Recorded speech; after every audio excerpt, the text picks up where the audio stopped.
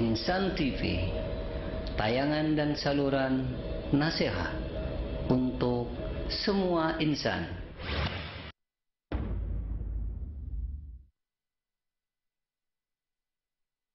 ألم نشرح لك صدرك ووضعنا عنك وزرك الذي أنقض ظهرك ورفعنا لك ذكرك فإن مع العسر يسرا إن مع العسر يسرا فإذا فرغت فانصب وإلى ربك فارغب.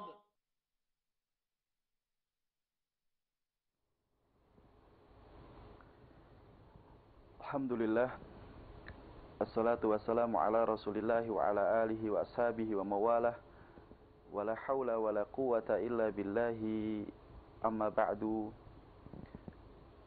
Pendengar Radio Telaga Dakwah, Radio Dai, Radio Tazkiyah, pemirsa Insan TV, kaum muslimin, kaum muslimat, saudara-saudariku dimanapun Anda berada, Assalamualaikum warahmatullahi wabarakatuh. Semoga Allah Subhanahu wa ta'ala senantiasa melimpahkan kepada kita kasih sayangnya, taufiknya, nikmat-nikmatnya, sehingga masing-masing dari kita bisa hidup di dunia ini sesuai dengan apa yang telah ditentukan oleh Allah Subhanahu wa ta'ala, dan agar masing-masing kita bisa menggunakan kesempatan di dunia ini untuk benar-benar beribadah kepada Allah Subhanahu wa ta'ala. Wa ma khalaqtul jinna wal insa illa liya'budun. Allah Subhanahu wa ta'ala berfirman dalam Al-Qur'an, dan aku tidaklah menciptakan jin dan manusia kecuali agar mereka semua beribadah kepadaku, kata Allah Subhanahu wa ta'ala.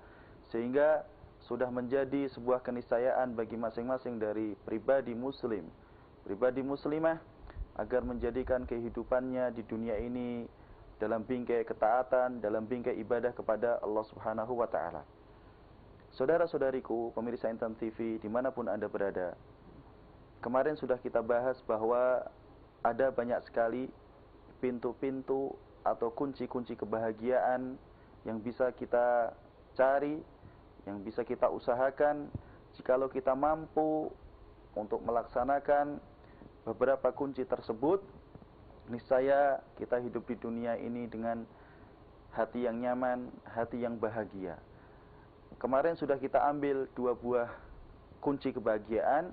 Yang pertama, bahwa kebahagiaan hakiki itu akan didapatkan oleh orang yang beriman kepada Allah Subhanahu wa ta'ala. Allah Subhanahu wa ta'ala berfirman dalam Al-Quran, "Man amila salihan min dzakarin aw unsa." Barang siapa melaksanakan amalan soleh, baik dari laki-laki atau perempuan, wa huwa mu'min, dan dia melaksanakan amalan itu dalam kondisi beriman kepada Allah Subhanahu wa ta'ala, falanuhyiyannahu, kata Allah Subhanahu wa ta'ala, maka sungguh niscaya aku akan memberikan kehidupan untuk dirinya, hayatan thayyibah, dengan kehidupan yang baik, kehidupan yang penuh dengan kebahagiaan, kehidupan yang penuh dengan kelapangan hati, keridhaan hati, ketenangan hati.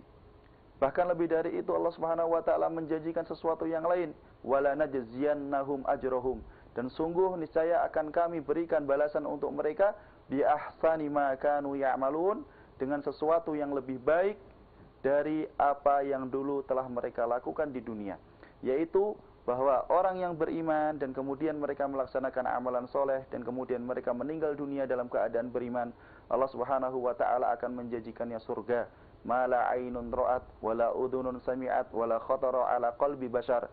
Surga adalah sesuatu yang belum pernah dilihat oleh penglihatan, belum pernah didengar oleh telinga, dan belum pernah terlintas dalam hati seorang hamba. Kenikmatan yang sangat besar yang akan diberikan dan dijanjikan oleh Allah Subhanahu wa ta'ala untuk orang yang beriman dan mengerjakan amalan soleh. Bahkan lebih dari itu, orang yang sudah masuk surga, bisa jadi dia akan mendapatkan kenikmatan yang lebih dari Allah Subhanahu wa ta'ala, yaitu kesempatan untuk bisa melihat wajah Allah Subhanahu wa ta'ala. lilladzina ahsanu al-husna wa ziyadah. Bagi mereka orang-orang yang telah melaksanakan kebaikan ketika hidup di dunia, maka mereka dijanjikan Allah Subhanahu wa taala dengan surga, dan mereka juga akan mendapatkan tambahan kenikmatan, yaitu melihat wajah Allah Subhanahu wa taala kelak di surga. Itu yang pertama. Yang kedua adalah bahwa di antara kunci-kunci kebahagiaan yang bisa kita upayakan adalah bahwa masing-masing kita dituntut untuk bisa yakin dan percaya dengan takdir, ketentuan Allah Subhanahu wa taala untuk masing-masing kita. Bahwa Allah Subhanahu wa taala mengetahui, Allah Subhanahu wa taala mencatat, Allah Subhanahu wa taala berkehendak, dan Allah Subhanahu wa taala menciptakan segala sesuatu yang terjadi untuk kita. Tidak ada sesuatu pun di dunia ini yang telah ada bentuknya, yang telah nampak wujudnya, kecuali sesuatu itu telah diketahui oleh Allah Subhanahu wa taala. Dan apa yang akan terjadi, maka Allah Subhanahu wa taala juga mengetahuinya. Bahkan Allah Subhanahu wa taala juga mengetahui bagaimana sesuatu yang tadinya itu tidak ada menjadi ada. Allah Subhanahu wa taala ya'lamu ma kana wa ma sayakun wa ma lam yakun idza kana kaifa yakun. Allah Subhanahu wa taala mengetahui yang telah ada dan apa yang akan ada, dan sesuatu yang tidak ada. Kalau sesuatu yang tidak ada itu menjadi ada, maka Allah Subhanahu wa taala mengetahui bagaimana proses sesuatu yang tidak ada menjadi ada. Apapun yang sekarang terjadi kepada kita, maka sesungguhnya itu telah ditentukan oleh Allah Subhanahu wa taala. Adapun kunci yang ketiga, saudara-saudariku semua dimanapun Anda berada, yang akan kita bahas pada kesempatan siang yang berbahagia ini adalah al-qanaah. Al-qanaah ini diambilkan dari bahasa Arab. Secara bahasa, al-qanaatu bima'na ar-ridha. Sering kita mendengar kata qanaah, maka secara bahasa qanaah ini maksudnya adalah ar-ridha. Ridha itu menerima. Menerima dengan lapang dada. Menerima dengan suka hati, menerima tidak disertai dengan kebencian. Itu adalah qanaah dari sisi bahasa. Adapun qanaah, kata-kata qanaah, al-qanaatu, dari sisi istilah, maksudnya adalah ar-ridha bima a'tallah. Ridha, menerima dengan semua hal yang telah diberikan Allah Subhanahu wa taala kepada kita. Karena memang faktanya apa yang sekarang ini ada pada diri kita itu semuanya adalah pemberian dari Allah Subhanahu wa taala.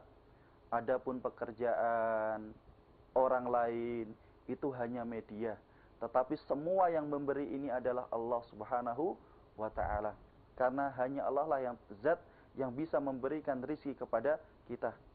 Masing-masing kita dulu lahir tanpa membawa apa-apa, bahkan tidak mengenakan pakaian apapun, tetapi kemudian sekarang masing-masing kita ini telah diberikan kelebihan yang sangat banyak kepada kita. Mulai dari pakaian, bisa makan, bisa beraktivitas, bisa berinteraksi dengan orang lain, bisa pergi ke sana kemari. Maka ini semuanya adalah pemberian, kesempatan emas yang telah Allah Subhanahu wa taala hadiahkan untuk kita. Maka yang dimaksud dengan qanaah adalah ketika masing-masing kita bisa ridho, menerima dengan kelapangan hati atas apa-apa yang telah Allah Subhanahu wa taala berikan untuk masing-masing diri kita. Al-Imamu As-Suyuti menjelaskan bahwa yang dimaksud dengan qanaah adalah ar-ridha bima dunal kifayah. Menerima pemberian meskipun pemberian dari Allah itu terkadang masih di bawah apa yang kita butuhkan. Ketika Allah Subhanahu wa taala memberikan kenikmatan kepada kita, kemudian kita merasa itu kurang cukup dengan apa yang kita butuhkan, masih tidak sesuai dengan apa yang kita butuhkan, maka kita menerima pemberian tersebut. Wa tarku at-tashawwufi ilal mafqud, tidak berangan-angan, tidak memikirkan sesuatu yang tidak ada, tidak menghayalkan, berangan-angan sesuatu yang tidak ada. Sesuatu yang tidak ada itu ada dua. Yang pertama adalah sesuatu yang tadinya kita miliki, kemudian yang kita miliki ini hilang. Maka yang tadinya ada ini menjadi tidak ada. Qanaah adalah ketika kita tidak larut dalam kesedihan, memikirkan sesuatu yang sekarang tidak ada pada diri kita. Baik karena sesuatu itu hilang, atau sesuatu yang memang belum sama sekali kita miliki. Jadi orang yang qanaah itu tidak suka melamun, memikirkan mobil yang dimiliki orang lain, tidak melamun memikirkan kendaraan yang dimiliki orang lain, tidak melamun memikirkan rumah yang dimiliki orang lain, tidak melamun memikirkan katakanlah HP yang dimiliki oleh orang lain. Dia tidak berangan-angan panjang, tidak memikirkan apa yang tidak ada pada dirinya. Kenapa? Karena memikirkan sesuatu yang tidak ada pada diri kita ini hanya akan mendatangkan perasaan yang tidak enak di dalam hati. Hati menjadi sedih. Coba kita bayangkan seumpama ada di antara kita yang mendapatkan musibah, kehilangan barangnya, barang yang dia miliki, kehilangan HP, motor dicuri, rumah dibobol pencuri, kemudian barang-barangnya hilang. Dia usahakan untuk mencari barang-barang itu tetapi tidak ada. Kalau kemudian kita larut memikirkan barang, kenapa ya barangku kok sekarang hilang, maka hanya kesedihan yang kita dapatkan. Sehingga qanaah itu adalah ketika, kata Imam Suyuti, masing-masing kita meninggalkan angan-angan panjang, tidak larut memikirkan sesuatu yang hilang dari diri kita. Wal istighna'u bil maujud, dan merasa cukup dengan semua sesuatu yang sekarang ini ada pada diri kita. Punya pakaian, baju koko 3 potong, merasa cukup. Punya sepeda motor 1, sudah butut, pengen tambah lagi, pengen punya yang baru tapi belum bisa beli, dia merasa cukup. Lihat teman-temannya pada naik sepeda motor bagus-bagus, dia hanya punya sepeda, dia merasa cukup. Temannya sudah pada dapat kesempatan, rizki, masing-masing bisa memiliki kendaraan roda 4, dia masih punya sepeda motor, belum bisa beli roda 4, dia merasa cukup. Teman-temannya tinggalnya di tempat-tempat yang mewah, komplek-komplek yang mewah, rumahnya bagus-bagus, komplek-komplek yang elit, dia hanya di pinggiran kota, tapi dia merasa cukup. Al-istighna'u bil maujud, merasa cukup dengan apa yang sekarang ini ada pada dirinya. Ini perkataan yang sangat indah dari Al-Imam As-Suyuti ketika beliau mendefinisikan apa yang dimaksud dengan qanaah. Kalau dia sudah bekerja keras, tetapi apa yang dia dapatkan itu masih belum mencukupi kebutuhannya, dia ridho, dia menerima. Kalau kemudian ada sesuatu yang hilang dari dirinya, dia tidak berangan-angan, tidak melamun, tidak menghayalkan sesuatu yang sekarang ini sudah tidak ada pada dirinya. Dan dia merasa cukup dengan semua yang sekarang ini ada pada dirinya. 3 hal ini kalau ada pada diri kita, menghujam, tajam, menancap kuat di dalam hati kita, maka kita akan menjadi orang yang paling bahagia di dunia ini. Ketika kita sudah bekerja keras, bekerja maksimal, banting tulang, tapi rizkinya yang didapatkan hanya segitu, katakanlah, dia sudah alhamdulillah menerima, alhamdulillah Allah sudah memberikan rizki, ini semua telah ditentukan Allah Subhanahu wa taala, dia menerima. Kalau ada sesuatu yang hilang, Kalau ada sesuatu yang hilang, dia cari. Dia cari. Karena yang dimaksud dengan tawakal adalah ketika orang berusaha. Setelah dia berusaha mencari, kemudian tidak dia dapatkan, sudah selesai. Bertawakal kepada Allah Subhanahu wa Ta'ala, tidak memikirkan sesuatu yang hilang itu. Apalagi mengatakan, jikalau, seandainya, jika saja, kalau saja, berangan-angan panjang. Ini tidak dia lakukan. Dan merasa cukup dengan sesuatu yang sekarang ada. Saudara-saudariku, kenapa syariat Islam ini menganjurkan kita, memerintahkan kita untuk bisa membawa sifat ini, berusaha menjadi orang yang qanaah, merasa cukup, ridho dengan apa yang Allah Subhanahu wa Ta'ala berikan kepada kita. Perlu kita ketahui bahwa Islam ini adalah agama yang sudah Allah ridhoi. Tidak ada sesuatu yang baik kecuali telah diajarkan oleh Islam, dan tidak ada sesuatu yang buruk kecuali Islam telah mewanti-wanti kita untuk tidak jatuh dalam sesuatu yang buruk ini.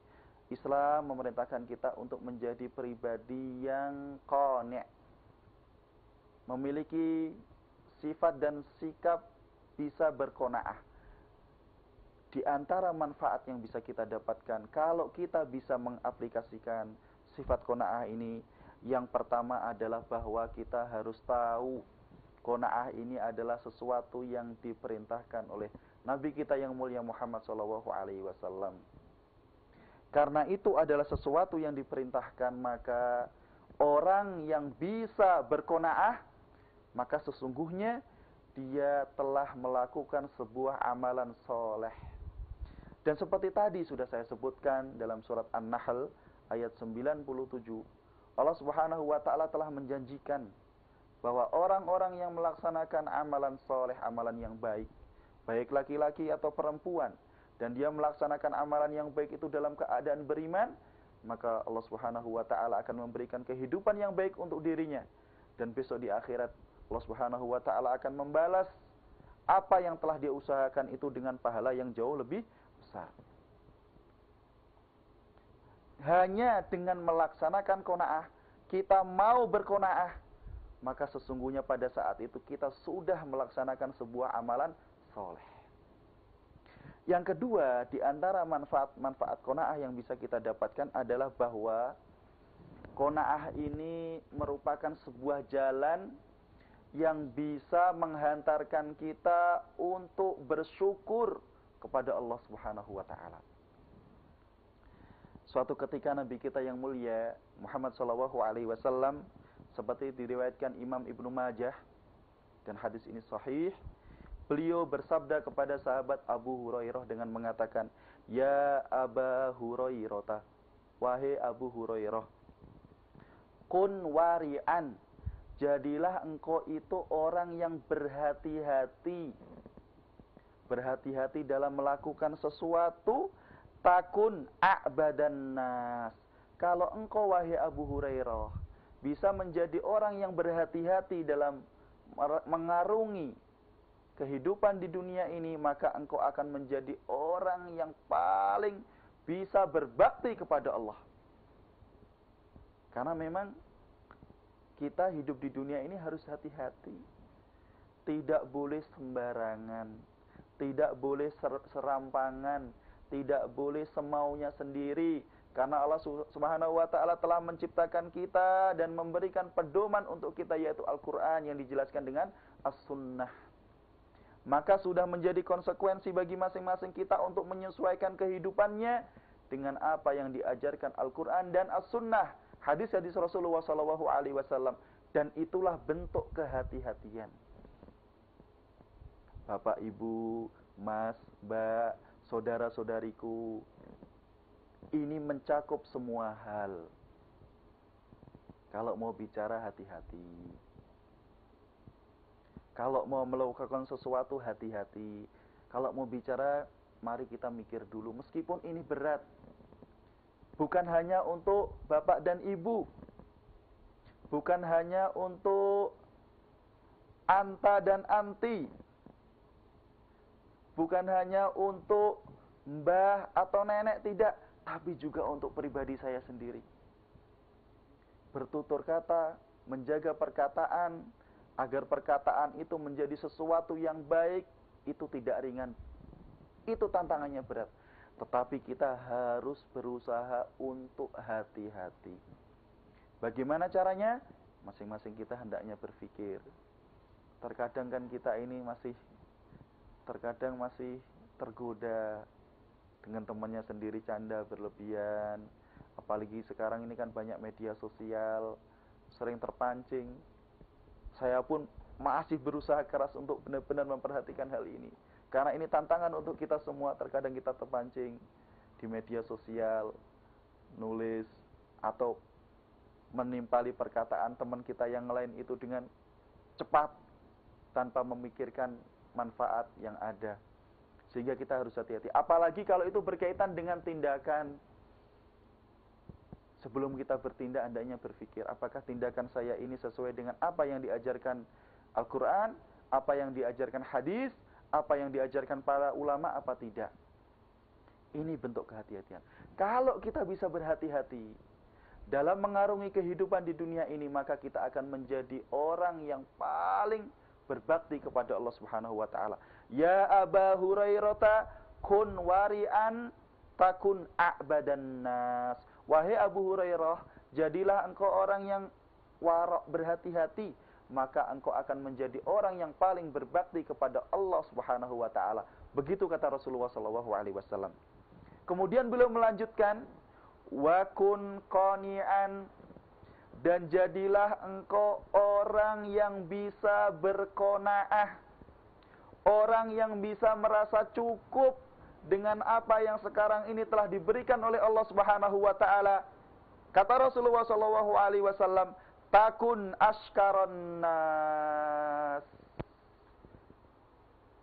Engkau Abu Hurairah, kalau bisa menerima ridho dengan apa yang sekarang ini telah diberikan Allah Subhanahu wa taala kepadamu, maka engkau akan bisa menjadi orang yang paling bersyukur kepada Allah Subhanahu wa taala.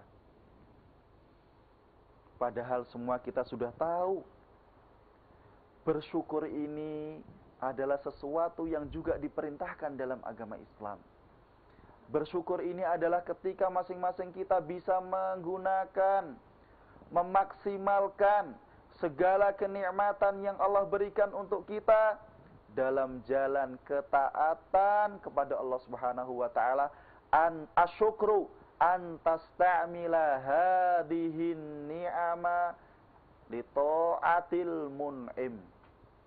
Bersyukur itu adalah ketika kita bisa menggunakan kenikmatan ini untuk berbakti kepada Al-Mun'im, yaitu zat yang telah memberikan kenikmatan kepada kita, yaitu Allah Subhanahu wa ta'ala. Diberikan mata, digunakan untuk sesuatu yang mendatangkan keridhaan, bukan sebaliknya untuk melihat kemaksiatan. Diberikan telinga juga seperti itu. Diberikan tangan, diberikan kaki, diberikan perut yang sehat dan seisinya. Tidak kita isi dengan sesuatu yang diharamkan oleh Allah Subhanahu wa taala. Tidak diberikan maaf, kemaluan yang ada di antara dua paha kita ini untuk melakukan sesuatu yang diharamkan oleh Allah Subhanahu wa taala. Bersyukur ketika kita bisa menggunakan apa yang diberikan Allah Subhanahu wa taala untuk melaksanakan ketaatan kepadanya. La in syakartum la azidannakum. Jikalau kalian semua bisa bersyukur, la azidannakum, maka sungguh niscaya akan aku tambah kenikmatan untuk kalian semua, kata Allah Subhanahu wa taala. Wala in kafartum inna azabi lasyadid. Jikalau kalian berkufur, mengingkari kenikmatan tersebut, menggunakan kenikmatan tersebut dalam hal-hal yang bertentangan dengan perintah-perintah Allah, menggunakan kenikmatan-kenikmatan tersebut untuk melaksanakan kemaksiatan kepada Allah, kata Allah Subhanahu wa taala dalam Al-Qur'an, inna azabi lasyadid. Ketahuilah sesungguhnya siksaku itu, kata Allah, lasyadid, sangatlah pedih. Maka dalam hadis ini kita mengetahui di antara tahapan yang bisa kita laksanakan agar kita bisa menjadi orang yang bersyukur kepada Allah Subhanahu wa taala adalah yang pertama dengan cara merasa ridho, menerima dengan apa yang telah diberikan Allah Subhanahu wa taala kepada kita. Berikutnya di antara manfaat dari qanaah itu adalah bahwa qanaah ini bisa memberikan keberuntungan untuk kita. Sudah qanaahnya bagus, setelah kita bisa berqanaah ternyata kita akan dikelompokkan kepada orang-orang yang beruntung. Suatu ketika seorang sahabat mendengar Rasulullah SAW bersabda, "Tuba liman hudiya ilal Islam." Beruntunglah orang-orang yang mendapatkan hidayah, dengan hidayah itu dia memeluk agama Islam. Karena kebahagiaan hakiki itu adalah kebahagiaan dengan memeluk agama Islam. Karena ketika seseorang memeluk agama Islam, kebahagiaan yang dia dapatkan itu tidak berhenti di dunia, tetapi kebahagiaan ini akan nyambung di dunia bahagia. Ketika dia meninggal dunia, dikubur, dimasukkan ke liang lahat, dia akan bahagia. Karena di alam kubur ini kalau tidak kenikmatan, ya siksa. Ketika orang di dunianya baik, maka di alam kuburnya dia akan baik. Kemudian besok juga akan dibangkitkan oleh Allah Subhanahu wa taala dalam keadaan yang baik. Maka ini kebahagiaan yang hakiki, kebahagiaan dengan menjalankan syariat Islam. Wa kana aishuhu kafafan, dan dia juga diberikan kehidupan yang cukup. Kehidupannya cukup.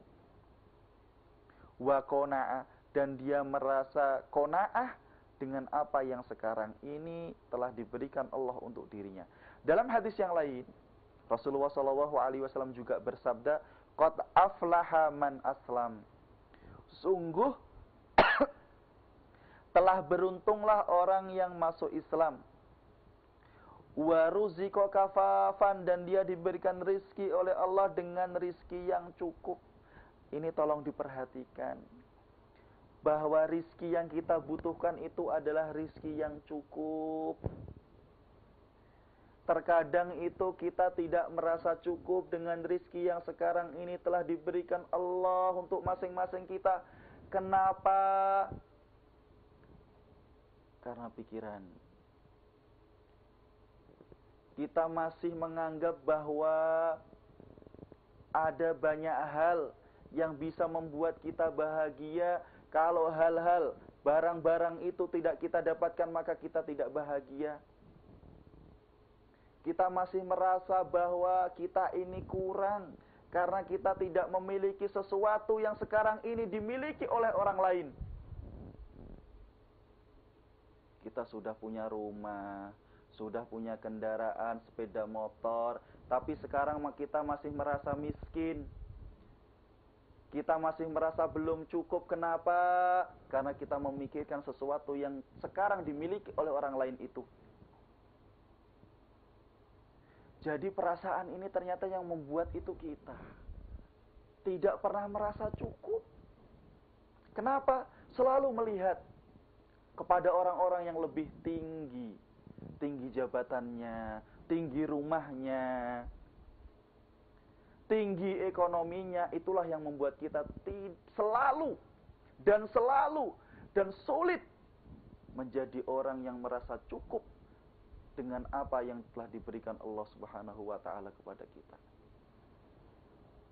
Makanya kemudian miskin terus yang ada. Bawaannya itu miskin padahal dia bukan orang miskin.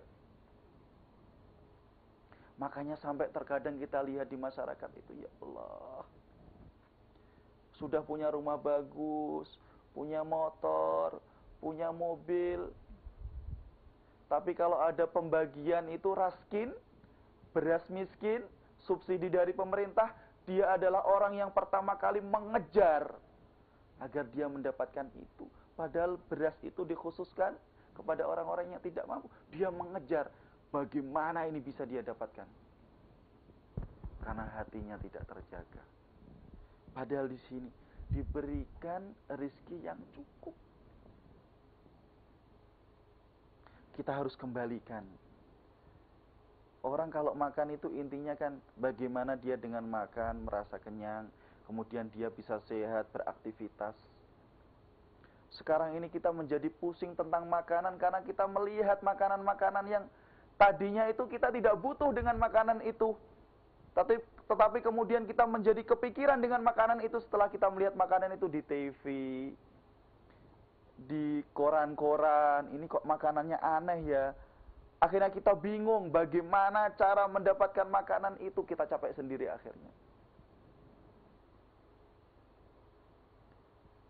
Mikirkan sepatu, sandal, hanya sandal, Masya Allah. Hanya sepatu, alas kaki.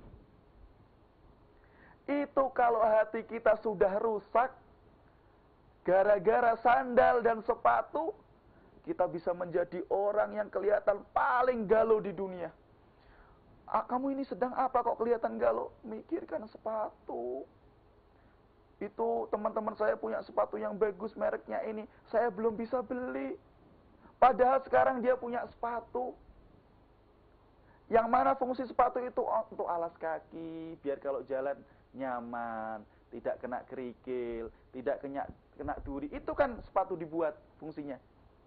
Tapi ternyata kita sudah berpikiran lain tentang sepatu. Jam tangan. Orang bisa pusing gara-gara jam tangan. Bahkan terkadang ada orang mencari jalan, berbagai macam jalan. Yang terkadang jalan itu diharamkan Allah Subhanahu wa taala hanya untuk mendapatkan jam tangan. Padahal pencipta, penemu jam tangan ini menjadikan jam tangan ini sebagai penunjuk waktu. Aslinya tidak ada bedanya antara jam tangan yang harganya 20.000 dengan jam tangan yang harganya 1 miliar. Sama, apa fungsinya? Penunjuk waktu. Oh, sekarang sudah jam 3 kurang 20. Berarti 20 menit lagi kajiannya selesai. Tahu kita. Ini fungsi jam tangan. Tapi terkadang gara-gara jam tangan, karena persepsi kita sudah berubah tentang jam tangan, akhirnya semuanya berantakan. Korupsi untuk beli jam tangan. Korupsi untuk beli jam tangan. Mencuri untuk beli jam tangan. Bahkan terkadang kita lihat tas.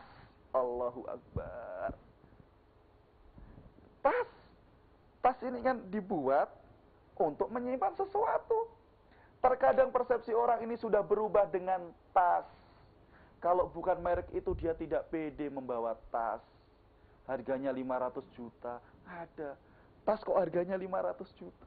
Padahal untuk bawa barang. Nyangking buku. Nyangking dompet. Bawa dompet. Belum lagi motor. Belum lagi mobil. Kita pusing. Gara-gara persepsi kita sudah berubah. Berbeda dengan ini yang disabdakan oleh Rasulullah SAW, waruziko kafafan. Dia diberikan rezeki kepada Allah Subhanahu wa taala dengan rezeki yang cukup. Makanya kita harus kembali, saudara-saudara kita semua, untuk kembali harus merefleksi ini. Karena sekarang ini banyak orang yang galau karena dia salah orientasi. Salah orientasi. Salah memandang, melihat apa yang harus dia beli. Salah memandang, melihat apa yang harus dia miliki. Sehingga kemudian dia melakukan banyak hal, padahal banyak hal yang dia usahakan itu, banyak hal yang dia cari itu adalah sesuatu yang aslinya tidak dia butuhkan sama sekali. Kemudian Rasulullah SAW dalam hadis ini bersabda, wa qanna'ahu Allahu bima atahu. Beruntunglah orang yang masuk Islam, dia diberikan rezeki dengan rezeki yang cukup, dan Allah Subhanahu wa taala menganugerahkan sifat qanaah kepadanya, sehingga dia bisa merasa cukup dengan apa-apa yang sekarang ini diberikan oleh Allah. Manfaat yang lain dari qanaah ini adalah bahwa ketika seseorang bisa berqanaah, maka pada saat itu dia akan diselamatkan dari banyak penyakit yang dengan mudah bisa menyerang seseorang ketika seseorang ini jauh dari sifat qanaah. Contohnya, rawan untuk kena penyakit dusta. Orang yang tidak memiliki sifat qanaah, dia rawan kena penyakit dusta. Contohnya seperti apa? Contohnya dia ketemu dengan teman-temannya, katakanlah saat itu mau reuni dengan teman-teman lama, mau kumpul dengan teman-teman lama. Wah, ini saat untuk ketemu dengan teman-teman lama. Biar dia kelihatan sudah mapan kehidupannya, maka saat ketemu dengan teman-temannya itu, saat reuni itu, dia bawa mobil yang mewah. Kemudian ditanya dengan teman-temannya, "Wih, kamu sekarang sudah kaya ya? Punya mobil mewah?" "Oh, iya, alhamdulillah. Kemarin saya beli mobil ini, harganya 2 miliar. Saya beli mobil ini harganya 900 juta. Saya beli mobil ini harganya 1 miliar. Saya beli mobil ini harganya 300 ribu. Biar kelihatan wah. Padahal mobilnya ini mobil nyewa. Tapi dia merelakan untuk berdusta. Kenapa? Agar kelihatan lebih daripada teman-temannya. Nah, berani berdusta, rela untuk berdusta. Sebabnya apa? Karena dia tidak merasa cukup dengan apa yang telah diberikan Allah Subhanahu wa taala. Terkadang seperti itu. Dia punya mobil yang tahun 80-an, tahun 90-an, atau tahun 2000. Itu yang dia miliki, tetapi terkadang dia memaksakan diri untuk membawa saat ketemu dengan teman-temannya, rekan bisnisnya, membawa mobil tahun 2015 biar kelihatan wah. Kalau ditanya, "Ini benar-benar mobilku," dia berdusta. Gara-gara tidak qanaah. Contoh yang lain, dan ini lebih berbahaya, adalah orang yang tidak qanaah, dia rawan kena penyakit hasad. Iri, dengki, tidak suka kalau ada temannya mendapatkan kenikmatan. Tidak berhenti pada level iri dan dengki, tapi kemudian dia berusaha keras bagaimana kenikmatan itu bisa hilang dari temannya. Wah, ini lebih berbahaya. Temannya punya kenikmatan apa, hatinya sakit. Tidak cuma sakit, dia berusaha berpikir keras bagaimana kenikmatan itu bisa hilang dari temannya yang sekarang mendapatkan kenikmatan tersebut. Terkadang juga kena penyakit an-namimah, suka menyebarkan fitnah, mengadu domba, agar orang bertikai, agar orang berseteru, bermusuhan. Salah satu sebabnya adalah ketika seseorang ini tidak merasa cukup dengan apa yang sekarang diberikan oleh Allah Subhanahu wa taala. Abdullah bin Mas'ud, seorang sahabat yang mulia radhiyallahu anhu wa ardahu, beliau pernah mengatakan, "Al-yakinu," keyakinan yang hakiki itu adalah an la turdin nasa bisukhtillah. Ketika engkau tidak mencari keridhaan manusia dengan sesuatu yang pada dasarnya bisa mendatangkan kemurkaan dari Allah Subhanahu wa taala. Wala tahsuda ahadan ala rizkillah. Keyakinan yang hakiki itu adalah ketika engkau tidak hasad, tidak dengki dengan rizki Allah yang telah diberikan kepada salah seorang di antara kalian. Wala talum ahadan ala ma lam yu'tikamwah. Dan engkau tidak mencela seseorang atas sesuatu yang sekarang ini belum diberikan untuk dirimu. Fa innar rizqa, maka sesungguhnya rizki itu la yasuquhu hirsu harisin. Rizki itu tidak bisa diperoleh dengan ketamakan orang-orang yang berusaha keras mencari rizki tersebut. Wala yarudduhu karohatu karihin, dan rizki itu tidak bisa ditolak oleh orang-orang yang tidak suka dengan rizki tersebut. Fa inna Allaha tabaraka wa ta'ala biqistihi wa ilmihi wa hukmihi. Sesungguhnya Allah Subhanahu wa ta'ala dengan keadilannya, dengan ilmunya dan dengan hikmahnya, ja'alar rauha wal faroha fil yaqin, menjadikan ketenangan dan kesenangan, kelapangan hati, fil yaqini war ridha, dalam keyakinan dan keridhaan, menerima apa yang sekarang diberikan Allah Subhanahu wa taala. Wa ja'alal hamma, dan Allah Subhanahu wa taala menjadikan kegelisahan, wal huzna, dan kesedihan, fisyakki was sukhti, ada pada keraguan terhadap ketentuan Allah, wasukhti, dan kebencian dengan apa yang telah ditentukan oleh Allah Subhanahu wa taala. Ini perkataan disampaikan oleh Ibnu Mas'ud. Di sini nampak sekali bahwa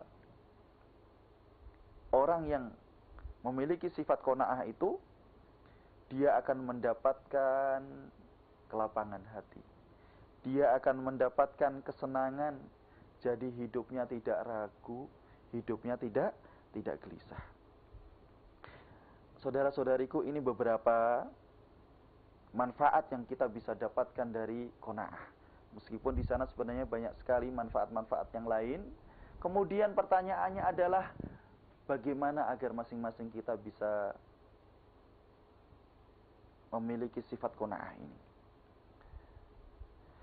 Maka yang pertama yang bisa kita upayakan adalah qanaah itu bisa kita dapatkan ketika masing-masing kita berusaha meningkatkan kualitas keimanannya kepada Allah Subhanahu wa taala. Meningkatkan keimanannya kepada takdir, ketentuan Allah. Meningkatkan kualitas kesabarannya, meningkatkan kualitas tawakalnya kepada Allah Subhanahu wa taala.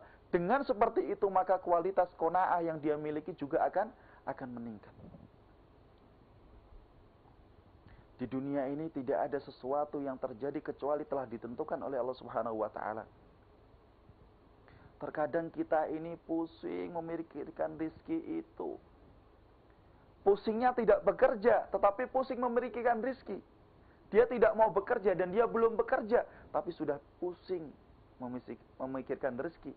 Nanti saya makan apa, keluarga saya makan apa. Pusing, padahal dia belum bekerja. Kita harus kembali bahwa masing-masing kita hidup di dunia ini telah ditentukan rizkinya oleh Allah Subhanahu wa taala.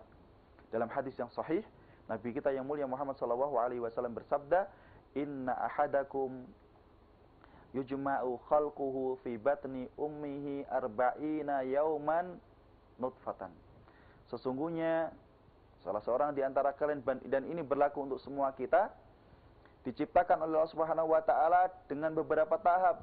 Tahapan yang pertama adalah 40 hari dalam keadaan alaqah. Nutfah, dalam keadaan nutfah. Berpadunya antara sel dari ayah dan sel dari ibu. Selama 40 hari. Kemudian setelah 40 hari, wa yakunu alaqatan misla dzalik. Dari sel itu kemudian berkembang menjadi segumpal darah 40 hari. Kemudian yakunu mudghatan misla dzalik. Dari segumpal darah itu menjadi segumpal daging 40 hari. 40, 4 kali 3 berarti 120 hari. Segumpal daging. Setelah 120 hari, maka Allah Subhanahu wa taala akan mengutus malaikat. Summa yursalu ilaihil malak. Kemudian Allah Subhanahu wa taala akan mengutus untuk orang tersebut malaikat. Summa yanfukhu fihi ruh. Kemudian setelah itu mulai malaikat ini meniupkan ruh. Wa yu'maru bi arba'i kalimat, dan malaikat ini diperintahkan dengan 4 hal. Bikatbi rizkihi,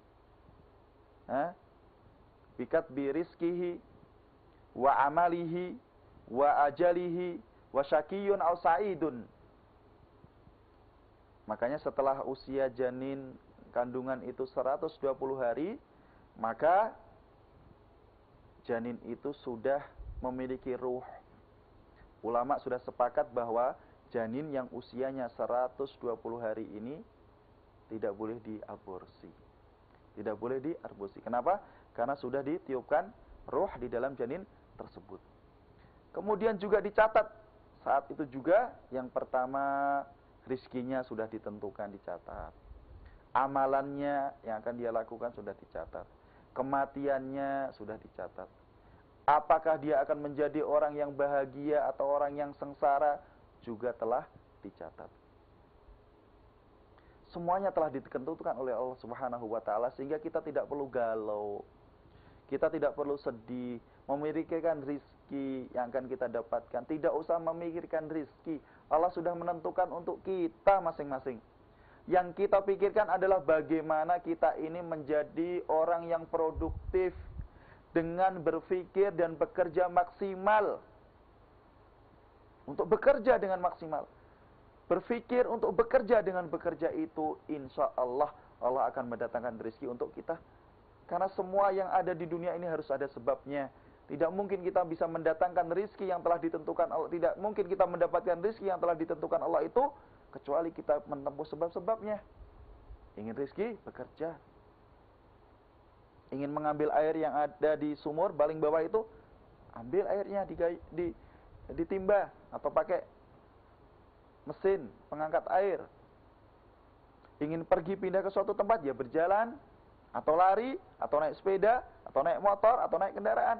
Tidak mungkin tiba-tiba saya yang sekarang di Salatiga ini kemudian pengen di Jakarta tanpa bergerak. Tidak mungkin. Harus ada prosesnya. Sehingga kemudian ini yang harus kita usahakan. Bekerja. Ingin mendapatkan rizki yang sudah ditentukan Allah itu, cari sebabnya. Yang kedua, bahwa qanaah itu bisa kita dapatkan ketika kita, mari mulai dari sekarang ini, meluangkan waktu untuk membaca, mencermati, mentadabburi, menghayati ayat-ayat Allah, hadis-hadis Rasulullah SAW yang berbicara tentang qanaah, berbicara tentang pembagian rizki. Contohnya adalah firman Allah Subhanahu wa taala, "Wa ma min dabbatin fil ardi illa 'ala Allahi rizquha." Tidak ada suatu binatang melata pun yang ada di muka bumi ini kecuali Allah Subhanahu wa taala sudah bertanggung jawab atas rizki binatang melata itu. Termasuk kita manusia.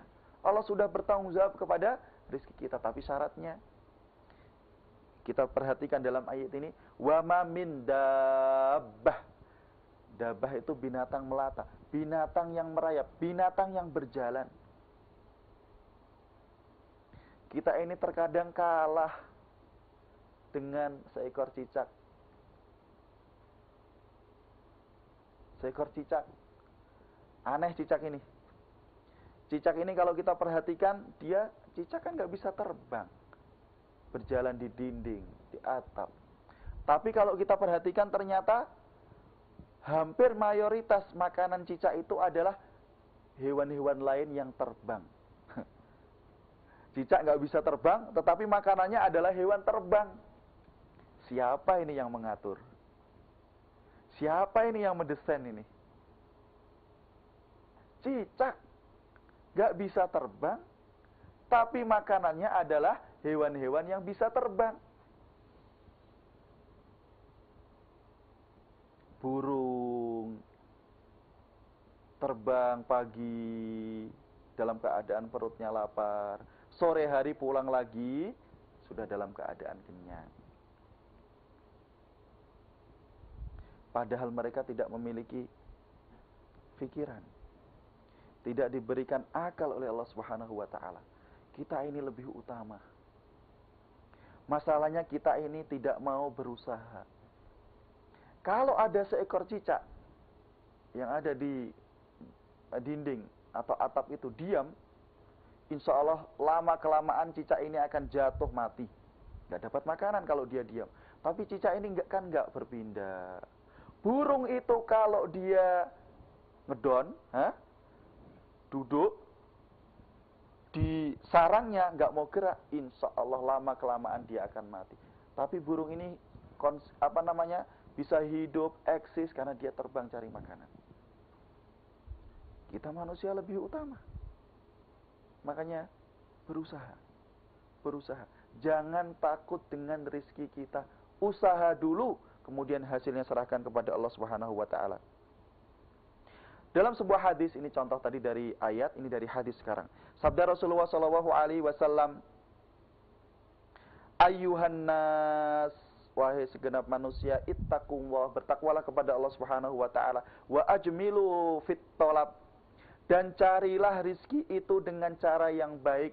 Fa inna nafsan, maka sesungguhnya sebuah jiwa, lan tamuta, tidak akan mati, tidak akan meninggal dunia, hatta tastawfiya rizqaha, sampai jiwa itu mendapatkan rizkinya dengan sempurna."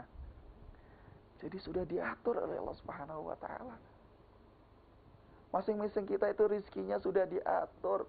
PR kita, tugas kita sekarang ini adalah mari mencari rizki kita masing-masing dengan cara yang baik. Wa ajmilu fit thalab, carilah rizki itu dengan cara yang baik. Wa in abta'a anha, jikalau rizki itu ternyata datangnya pelan, kan ada gitu. Masya Allah, di dunia ini ada orang sekali tanda tangan untungnya beberapa miliar, sekali datang untuk transaksi untungnya beberapa ratus miliar, itu ada. Tapi ada orang yang lain bekerja maksimal banting tulang, berangkat pagi pulang sore, karena dia jualan dengan makanan-makanan yang sederhana, rizkinya hanya 20.000, 30.000. Rizki itu ada yang jalannya cepat, ada yang jalannya lambat. Kalau kita mendapati rizki kita jalannya lambat, apa yang kita lakukan? Kata Rasulullah SAW, fattakullah. Kalau kondisinya rizki ini jalannya lambat, segera bertakwa kepada Allah. Wa ajmilu fit thalab, perbaiki lagi cara kita mencari rizki tersebut. Cara mencari rizki, memperbaiki cara mencari rizki ini kan sekarang bisa kita kombinasikan dengan ilmu-ilmu modern.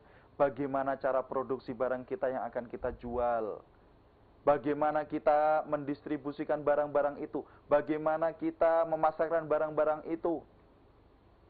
Wa ajmilu fit thalab, carilah rizki itu dengan cara yang baik.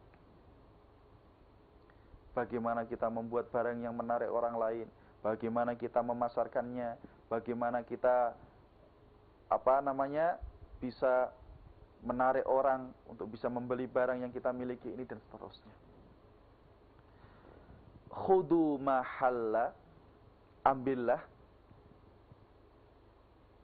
apa yang halal, wada'u ma hurim, atau wada'u ma harum. Ambillah sesuatu yang halal dan tinggalkan sesuatu yang diharamkan oleh syariat Islam. Ini yang cara kedua.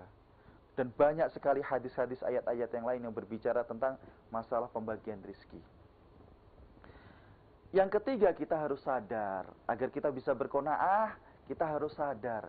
Kita harus tahu bahwa Allah Subhanahu wa ta'ala ini memberikan rizki kepada masing-masing kita ini berbeda-beda. Tidak menyamakan rizki. Karena kalau orang semuanya dibuat satu pekerjaannya, satu kelas ekonominya, satu statusnya, maka kehidupan di dunia ini akan berhenti. Kemudian hancurlah dunia. Tetapi tidak semuanya dibagi. Ada yang pejabat agak ke bawah, ada yang bawahan. Ada direktur, ada yang bawahnya direktur. Ada yang jenderal, ada yang kolonel, ada yang letnan kolonel, ada yang bintara. Begitu, ada yang prajurit sampai ke bawah. Kalau semua tentara, mohon maaf ini, pangkatnya jenderal semua, nanti nggak jalan. Semuanya saling merintah. Kalau di sebuah perusahaan itu direktur semua, nggak jalan perusahaannya. Semuanya hanya ingin memerintah, nggak ada yang bekerja.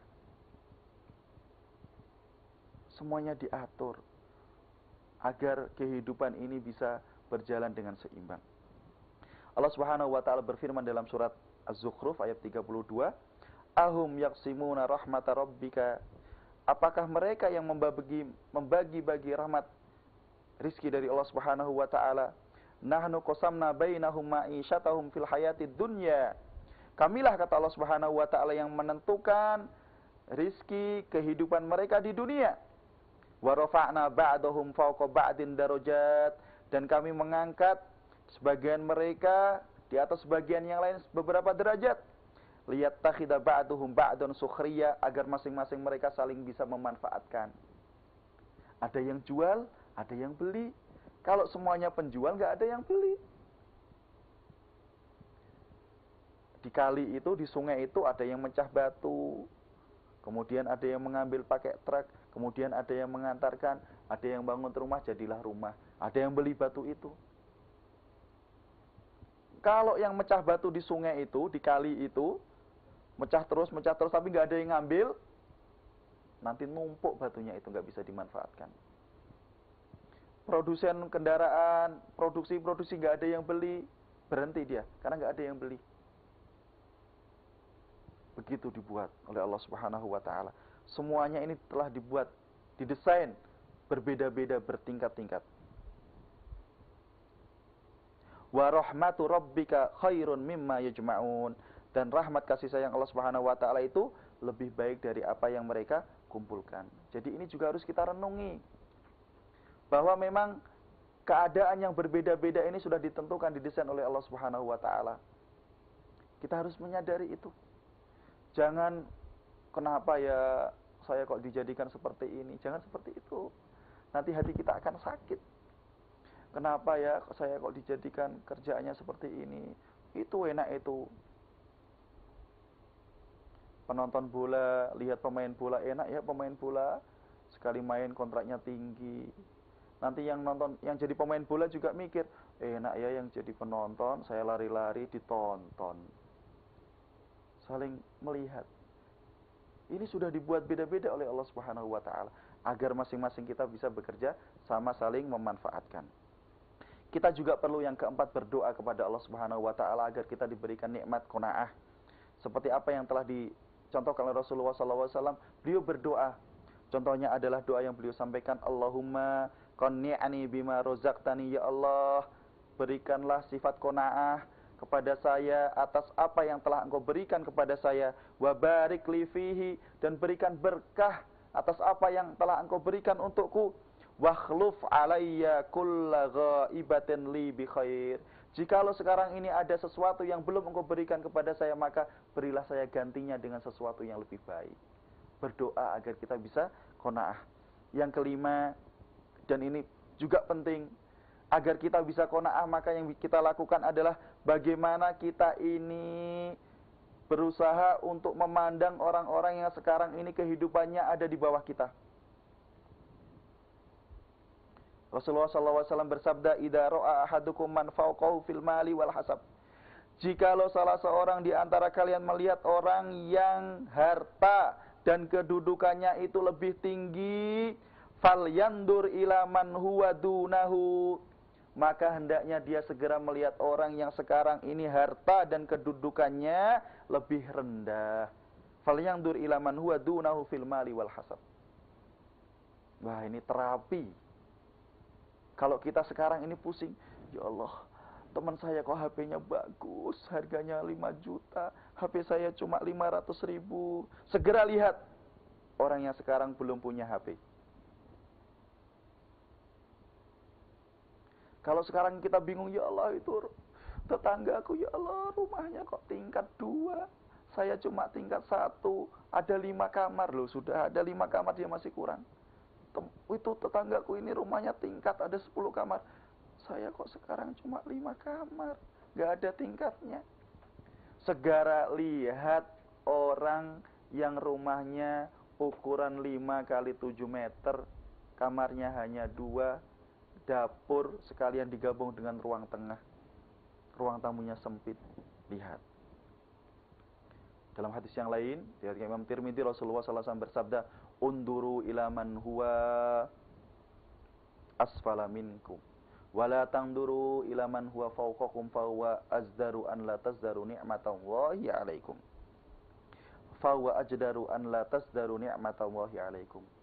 Agar kita bisa menjadi orang yang memiliki sifat qanaah, maka salah satu yang bisa kita usahakan adalah dengan cara melihat orang-orang yang kehidupannya ada di bawah kita. Filosofi berjalan itu harus kita gunakan. Orang berjalan itu kan menunduk ke bawah, kadang-kadang ke atas. Kita hidup juga seperti itu. Lihatnya ke bawah, bersyukur, merasa nikmat, kadang-kadang ke atas. Orang kalau jalan ke bawah terus, dia nanti bisa kebentur kepalanya. Ke bawah, kadang ke atas, untuk motivasi. Ke bawah terus, bersyukur. Tapi dia ingin termotivasi biar dia bisa memiliki kelebihan yang lain. Kehidupannya lebih naik lagi. Lihat orang yang di atasnya, nunduk lagi. Jangan dibalik. Kalau ke atas terus, kadang nunduk. Ke atas terus, kadang nunduk. Hati kita akan sakit. Yang keenam adalah dengan cara melihat sejarah kehidupan Nabi kita Muhammad SAW, para sahabat dulu bagaimana mereka mengarungi kehidupan ini. Makanya kembali lagi di sini saya tekankan, seperti minggu kemarin saya menekankan, penting bagi kita untuk memiliki buku sirah, buku sejarah Nabi SAW dan juga sejarahnya para sahabat. Karena dalam sejarah tersebut tidak hanya sebuah perjalanan hidup, tapi kita juga bisa mendapatkan nilai-nilai yang sangat luar biasa. Dan yang terakhir, meskipun ini masih banyak sekali kiat-kiatnya, kita harus sadar bahwa terkadang harta itu kelak di akhirat akan menimbulkan dan mendatangkan bencana untuk kita. La yazalu qadama ibni adama yaumal qiyamah hatta yus'ala an arba'. Besok di akhirat, dua kaki salah seorang di antara kita itu tidak akan bisa bergerak, tidak akan bisa berpindah sampai dia ditanya tentang 4 hal. Salah satunya adalah an malihi. Kita akan ditanya tentang harta kita. Ditanya tentang 2 hal yang berkaitan dengan harta ini. Min aina iktasabahu. Dari mana harta itu dia dapatkan? Wa fima anfaqahu. Dan untuk apa harta itu dia nafkahkan.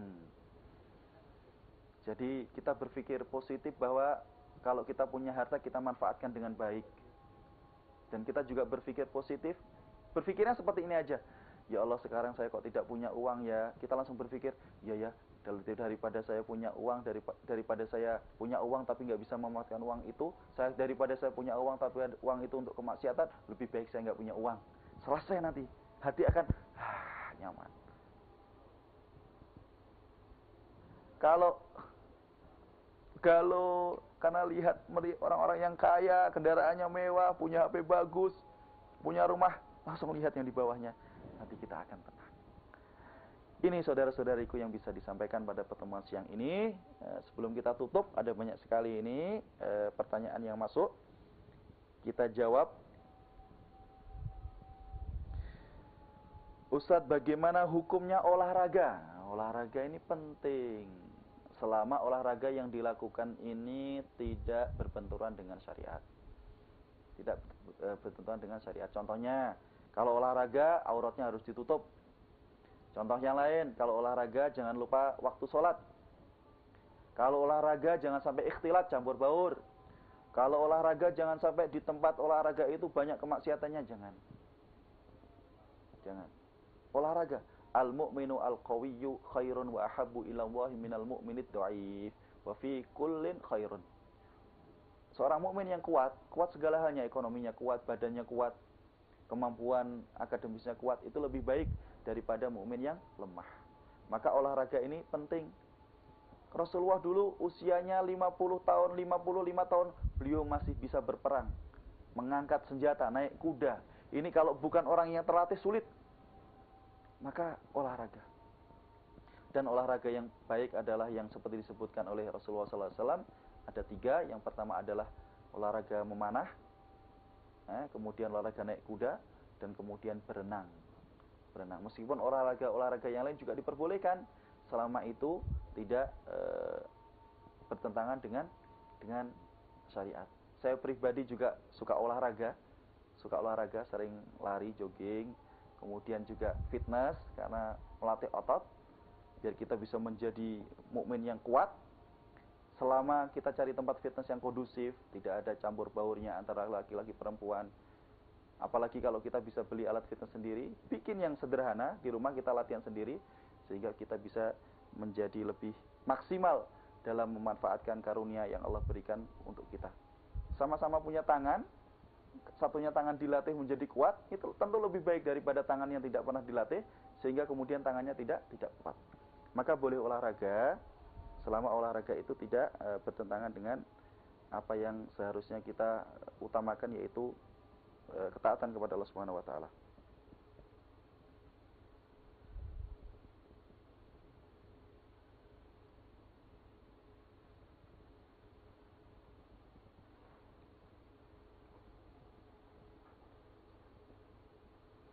Ustadz, ini di luar materi. Ustadz, saya lupa untuk melaksanakan sholat subuh. Apakah saya bisa melaksanakan sholat subuh di waktu duhur atau asar? Kalau itu kelupaan yang tidak disengaja, maka boleh.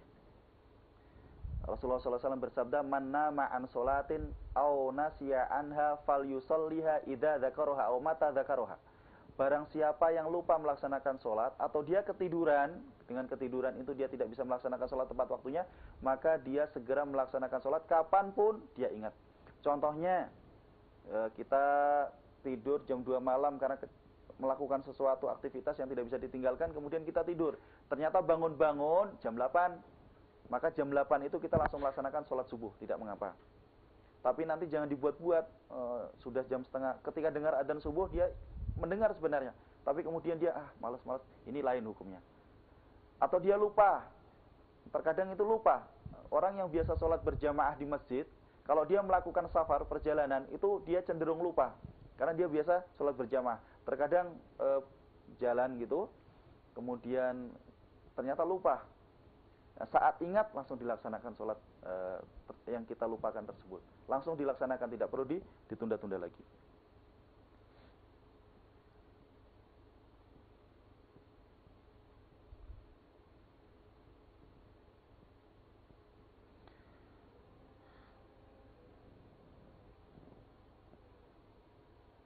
Ustadz, saya punya rumah tapi rusak.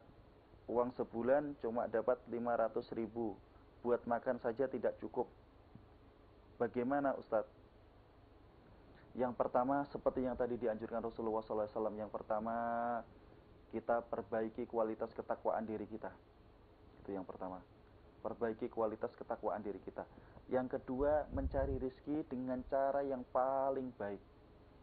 Kalau kita merasa bahwa 500.000 itu belum cukup untuk kebutuhan kita, kalau kehidupan sekarang ini ya memang tidak cukup, maka kita harus berpikir, bagaimana 500.000 itu bisa berkembang, bagaimana 500 itu bisa bertambah, bagaimana bisa bertambah.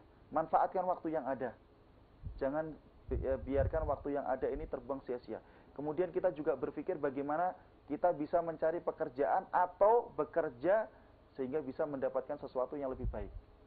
Mencari pekerjaan atau kita bekerja sendiri, berwira swasta, agar pekerjaan kita bisa mendatangkan sesuatu yang lebih baik. Yang penting bertakwa. Yang kedua, fa'ajmilu fit talab.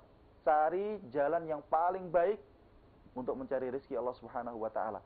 Tadi sudah saya sampaikan, mencari jalan yang baik ini adalah bagaimana kita berpikir usaha apa yang paling bagus, kemudian bagaimana usaha itu bisa berkembang. Kalau kita jualan, maka apa kira-kira barang yang paling cocok untuk kita jual, bagaimana kita memasarkannya, dan seterusnya.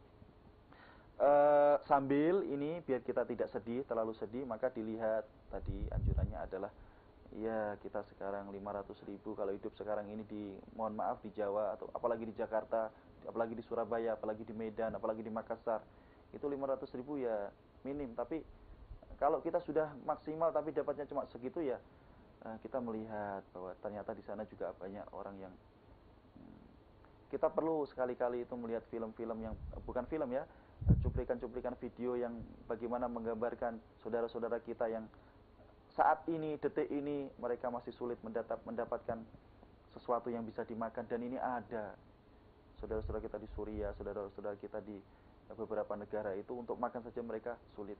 Kalau kita bisa mendapatkan itu dengan lebih mudah, maka ini juga sesuatu yang harus kita syukuri. Ada banyak pertanyaan, satu lagi ini yang bisa dijawab karena keterbatasan waktu. Ustadz, bagaimana cara mendidik anak agar anak kita menjadi anak yang soleh dan solehah? Cara mendidiknya dimulai dari ketika kita mau berikhtiar melakukan hubungan suami istri, berdoa. Kemudian selama anak itu berada di dalam kandungan, kita harus senantiasa berkomunikasi gimana cara bacakan ayat-ayat Al-Quran. Jangan disetelkan sesuatu yang negatif. Kemudian setelah lahir, kita doakan. Kemudian setelah dia lahir, butuh makanan, kita isi makanan dengan makanan yang halal. Sambil kita doakan terus. Ini prosesnya panjang sampai dia kita lepas untuk menikah. Dalam masalah pendidikan ini tentu banyak sekali aspek yang harus diperhatikan. Keteladanan dari orang tua, lingkungan, memilihkan sekolah. Maka ini bisa menjadi pembahasan lain yang bisa kita kupas dalam satu pertemuan. Bagaimana cara mendidik anak dengan pendidikan yang islami, karena memang ini bahasanya sangat lebar. Yang tadi saya sampaikan hanya sekedar gambaran saja, bahwa pendidikan itu bisa kita mulai dari saat kita berikhtiar untuk dalam tanda kutip ya, membuat anak. Dengan berdoa, nanti di rahim dan seterusnya bisa dilanjutkan. Makanannya juga harus diperhatikan, kemudian teladan orang tua, lingkungannya dan seterusnya. Saudara-saudariku, kaum muslimin muslimah dimanapun Anda berada, pemirsa setia Insan TV, ini yang bisa disampaikan. Mudah-mudahan sedikit ini bisa memberikan manfaat untuk pribadi kami sendiri dan juga untuk saudara-saudariku semua. Apabila ada kebenaran datang dari Allah Subhanahu wa taala, apabila ada kesalahan maka itu datang dari diri saya sendiri dan saya minta maaf yang sebesar-besarnya. Terima kasih atas perhatiannya. Semoga Allah Subhanahu wa taala senantiasa memberikan taufik untuk kita akhiri. Subhanahu wa ta'ala asyhadu an la ilaha illa anta astaghfiruka wa atubu ilaik. Assalamualaikum warahmatullahi wabarakatuh. ينادي للإيمان أن آمنوا بربكم فآمنا. Kami mengucapkan terima kasih kepada para pemirsa yang telah mengikuti program acara ini. Dan kami ucapkan jazakumullahu khairan katsira